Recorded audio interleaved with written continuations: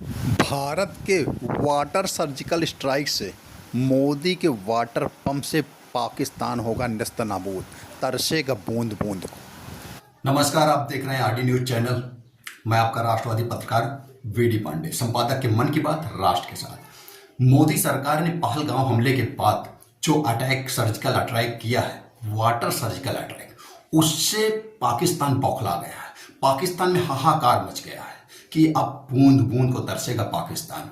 मोदी सरकार ने वो सर्जिकल स्ट्राइक कर दिया है, वाटर सर्जिकल स्ट्राइक, कि वाटर पंप फूटते ही पाकिस्तान हो जाएगा खत्म, अस्त नस्त नाबूद हो जाएगा। आतंकवादियों का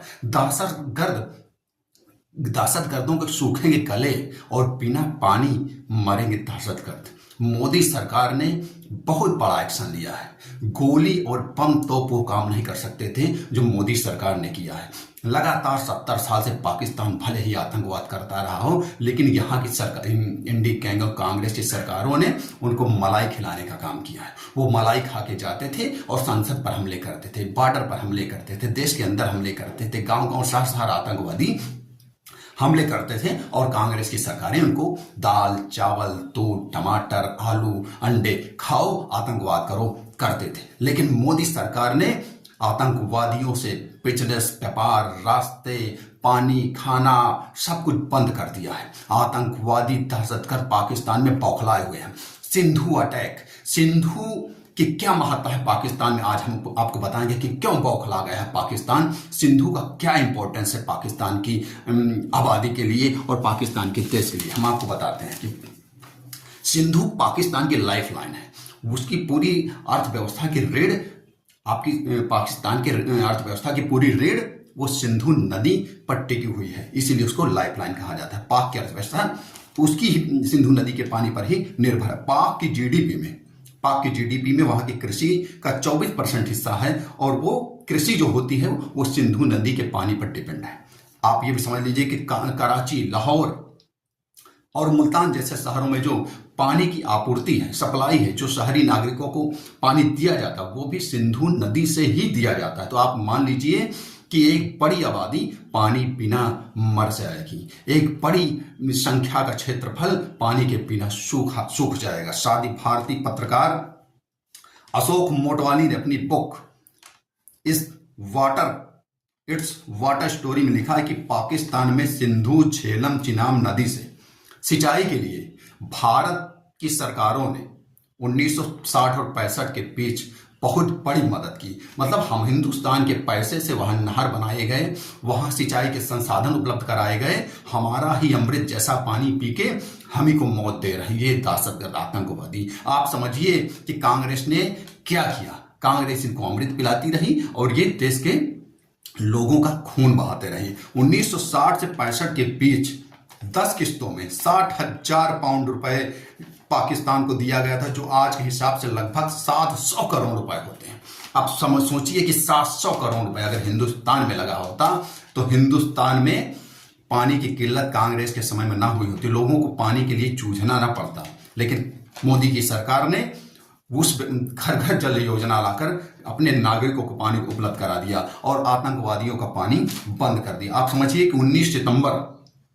19 सितंबर 1960 को कराची में वर्ल्ड बैंक की मध्यस्थता में भारत और पाक के बीच सिंधु जल समझौता हुआ था।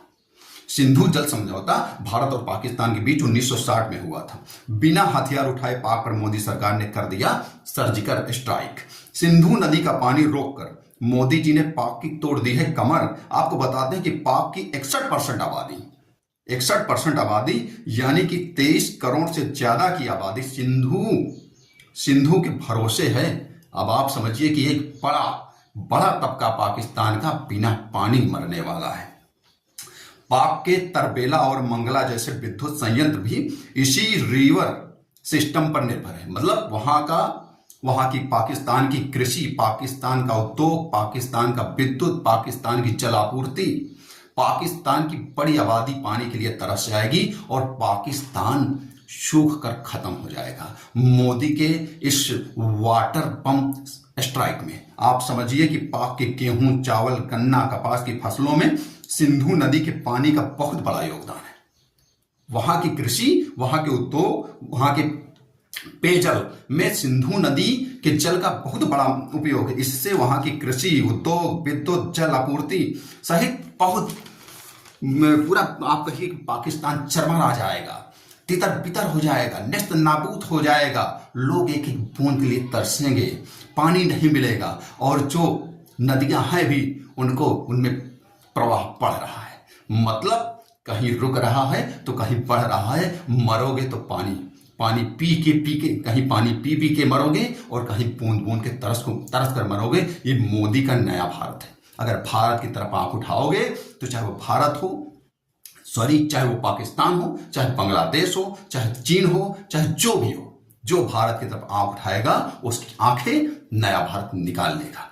भारत आज दुनिया में एक शक्तिशाली देश है, चाहे वो अमेरिका के डोनाल्ड ट्रंप हो, चाहे रूस के पुतिन हो या इजराइल के नेतन्याहू हो। जितने शक्तिशाली देश हैं उनकी निगाह में भारत की एक वैल्यू है, मोदी सरकार की एक वैल्यू है। मोदी सरकार ने एक बड़ा मुकाम भारत के लिए स्थापित किया है। पूरी दुनिया में आज भारत का रुतबा है, इसलिए पूरी दुनिया भारत के साथ आतंकवाद के विरुद्ध खड़ी हुई है, क्योंकि कहीं ना कहीं ये पाकिस्तानी आतंकवादी पूरे दुनिया को परेशान कर चुके हैं। इसलिए पूरी दुनिया आज इनके खिलाफ है। और भारत की मोदी सरकार ने जो सर्जिकल स्ट्राइक कर दिया है, इसके पहले उरी में सर्जिकल स्ट्राइक करके बम बारूद से जवाब दिया गया था। इस बार पानी वाटर सर्जिकल करके मोदी सरकार ने जवाब दिया है। दहशतगर्द मारे जा रहे हैं, दहशतगर्दों के पनाहगार मारे जा रहे हैं, उनके घरों को उड़ाया जा रहा है। सेना भी हमारी जवाबी कार्रवाई कर रही है, ऐसा नहीं है।